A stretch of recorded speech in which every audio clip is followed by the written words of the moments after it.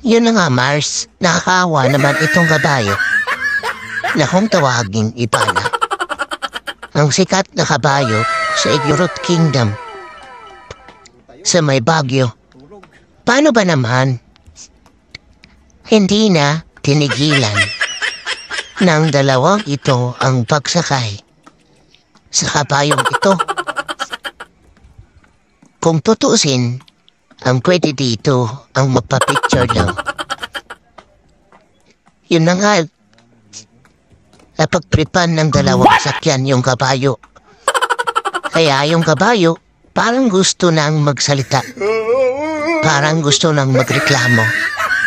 Naisip ng kabayo, pang picture lang. Ako, pero bakit ginawa akong service? Nakikita mo sa mukha ng kabayo, tinatamad na ito maglakad. Ito, dalawa na nag-i-enjoy kakasakay nila sa kabayo habang yung kabayo nagre-reclam at gusto nang manipa yung tao. Pero wala pa ring tigil sa pagsakay ng kabayo yung dalawa.